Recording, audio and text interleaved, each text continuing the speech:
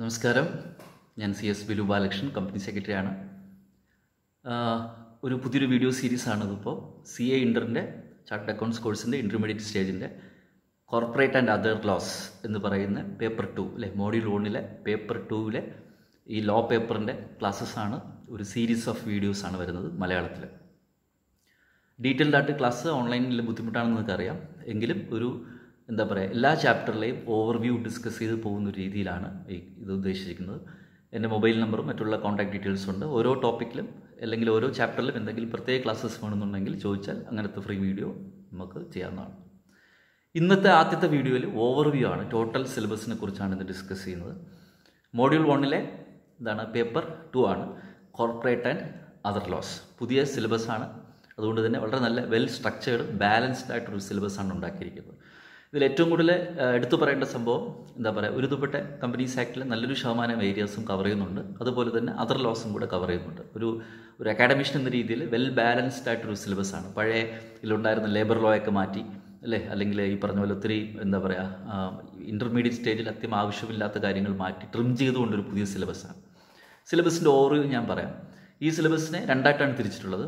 Corporate and other ലോസിന് രണ്ടായിട്ട് തിരിച്ചിട്ടുണ്ട്. Part A എന്ന് പറയുന്നത് കമ്പനി ലോ ആണ്, അത് 60 മാർക്കാണ്.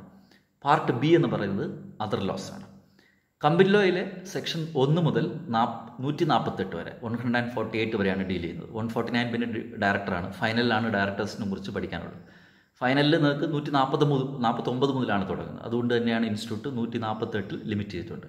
So I repeat again, company ലോയെ സംബന്ധിച്ചോളം സെക്ഷൻ 1 മുതൽ ആപ്ലിക്കബിലിറ്റി മുതൽ 148 വരെയുള്ള സെക്ഷൻസാണ് നമുക്ക് കമ്പനി ലോയിൽ പഠിക്കാനുള്ളത്.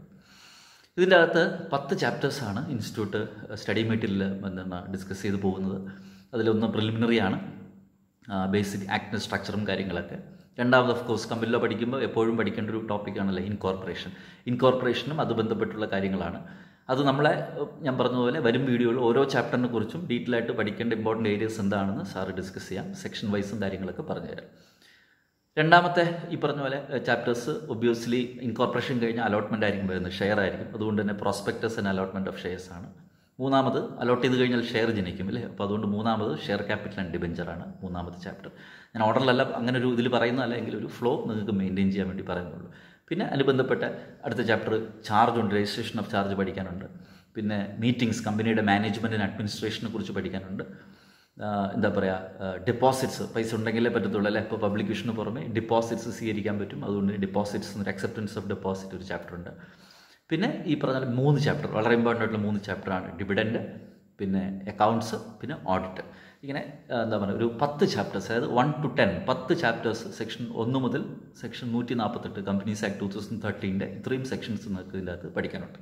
10 ചാപ്റ്റേഴ്സ് അടങ്ങുന്ന ഒരു ബ്ലോക്കാണ്. പാർട്ട് എ എത്ര മാർക്കിനാണ് ഞാൻ പറഞ്ഞത്? 60 മാർക്കിനാണ്. കുട്ടികളുടെ അടുത്ത പാർട്ട് എന്ന് പറയുന്നത് പാർട്ട് ബി ആണ്. 40 മാർക്കിനാണ്. അത് അതർ ലോസ് ആണ്. പഴയ സിലബസിൽ കുറച്ച് ഓൾഡ് ലോസ് ഒക്കെ ഉണ്ടായിരുന്നു. ഓൾഡ് എന്ന് ഉദ്ദേശിച്ച് കഴിഞ്ഞാൽ ലേബർ ഇങ്ങനെ മിക്സഡ് ആയിട്ടുള്ള, ഇപ്പോൾ കുറച്ചൊരു സ്ട്രീം ലൈൻ ചെയ്ത് ബേസിക് ഫണ്ടമെൻ്റൽ ലോസ് ആണ് അതിൻ്റെ അകത്ത് വെച്ചിരിക്കുന്നത്. കമ്പനി ലോ അല്ലാത്ത ഇതര ലോയെക്കുറിച്ച് പഠിപ്പിക്കുന്ന ഏരിയയാണ് എന്താണ് പാർട്ട് ബി. അത് 40 മാർക്കിനാണ്. അതിൽ മെയിനായിട്ട് വരുന്നൊരു ജങ്ക് എന്ന് പറയുന്നത് എന്താണ്, നെഗോഷ്യബിൾ ഇൻസ്ട്രുമെൻറ്റ്സ് ആക്ട് 1881 ആണ്. NA ആക്ട് ബാങ്കിങ് ബന്ധപ്പെട്ടുള്ള നിയമമാണ്. ചെക്കിനെ കുറിച്ചും അങ്ങനത്തെ കാര്യങ്ങളെക്കുറിച്ചും ഒക്കെ പഠിക്കുന്ന നിയമമാണ് NA act, negotiable instruments act. പിന്നെ ഉള്ളത് ഒരു ജനറൽ ക്ലോസസ് ആക്ട് ഉണ്ട്. ബേസിക് ഡെഫിനിഷൻ, സ്ട്രക്ചർ എങ്ങനെയാണ്, ആക്ടിൻ്റെ കാര്യങ്ങളെക്കുറിച്ച് ഡിസ്കസ് ചെയ്യുന്ന ജനറൽ ക്ലോസസ് ആക്ട്. മൂന്നാമത് ഏറ്റവും ഇമ്പോർട്ടൻ്റ് ആയിട്ട് നമുക്കറിയാം കോൺട്രാക്ട് ആക്ട് 1872, വളരെ ഇമ്പോർട്ടൻ്റ് ആയിട്ട് ഇന്ത്യൻ കോൺട്രാക്ട് ആക്ട് എന്താണ് ICA വളരെ ഡീറ്റെയിൽഡ് ആയിട്ട് പഠിക്കാനുണ്ട് നമുക്ക്. ഇന്ത്യൻ കോൺട്രാക്ട് ആക്ട് പ്രത്യേകിച്ച് ബെയിലി അതുപോലത്തെ ഡിഫറെൻറ്റ് ടൈപ്സ് ഓഫ് കോൺട്രാക്ട്സിനെ കുറിച്ചാണ് കൂടുതലും പഠിക്കാനുള്ളത്. ഇപ്പോൾ ഇത് NA ആക്ട് വളരെ ഇമ്പോർട്ടൻ്റ് ആണ്, കോൺട്രാക്ട് ആക്ട് വളരെ ഇമ്പോർട്ടൻ്റ് ആണ്. അതുപോലെ തന്നെയാണ് എന്താണ്, ഈ രണ്ടും പ്രാക്ടിക്കൽ ക്വസ്റ്റ്യൻസ് ചോദിക്കുന്ന ഏരിയയാണ് കൂടുതലും. പിന്നെ ജനറൽ ക്ലോസസ് ആക്ട്. ഇതിന് പുറമെ ഒരു സ്റ്റാറ്റ്യൂട്ട് എങ്ങനെ ഇൻ്റർപ്രിറ്റ് ചെയ്യണം എന്ന് പറയുന്നൊരു ചാപ്റ്റർ ഉണ്ട്. പഴയ ഫൈനൽ ഉണ്ടായിരുന്ന ചാപ്റ്ററാണ്, അതിപ്പോൾ ഇൻ്റർമീഡിയറ്റിലോട്ട് മാറ്റി. അതിനാണ് ഇൻ്റർപ്രിട്ടേഷൻ ഓഫ് സ്റ്റാറ്റ്യൂട്ട്സ്. എന്താണ് സ്റ്റാറ്റ്യൂട്ട്, ഏതൊക്കെ റൂളിലാണ് ഇൻ്റർപ്രിറ്റ് ചെയ്യേണ്ടത്, ഡിഫറെൻറ്റ് വേസ് ഓഫ് ഇൻ്റർപ്രിറ്റിംഗ്, എന്താ പറയുക, പല റൂൾസ് ഉണ്ട് പഠിക്കാനായിട്ട്. ഇങ്ങനെയാണ് 4 ചാപ്റ്റർ. ഇപ്പോൾ ഓവറോളായിട്ട് സാറ് പറഞ്ഞ ഇത്രയും, അത് 10 + 4 14 ചാപ്റ്റർ അടങ്ങുന്ന 100 മാർക്ക് അടങ്ങുന്ന ഒരു സിലബസാണ് കോർപ്പറേറ്റ് ആൻഡ് അതർ ലോസിൽ വെച്ചിരിക്കുന്നത്. എൻ്റെ അഭിപ്രായത്തിൽ ഒരു 15 വർഷത്തോളം ഈ CAക്ക് ലോ പഠിപ്പിച്ചിരിക്കുന്ന ഒരാളെന്ന രീതിയിൽ എന്നെ സംബന്ധിച്ചോളം വളരെ ക്യൂട്ടായിട്ടൊരു സിലബസ്. ക്യൂട്ട് എന്ന് വെച്ചാൽ നമുക്ക് ഇഷ്ടപ്പെടാം പഠിക്കുമ്പോൾ, കാരണം അത്രത്തോളം ബാലൻസ് ചെയ്തിട്ടുണ്ട്. രണ്ടും നിലയിൽ പഠിക്കണം. കമ്പനി ലോ നിലയിൽ പഠിക്കണം, അതുപോലെ തന്നെ നമ്മൾ എന്ത് ചെയ്യണം, അതർ ലോസും പഠിക്കണം. അതർ ലോസിൽ എസ്പെഷ്യലി എൻ ആക്ടും ഇന്ത്യൻ കോൺട്രാക്ട് ആക്ടും വളരെ ഇമ്പോർട്ടൻ്റ് ആണ്. ഒരുപാട് പ്രാക്ടിക്കൽ ക്വസ്റ്റ്യൻ ചോദിക്കും.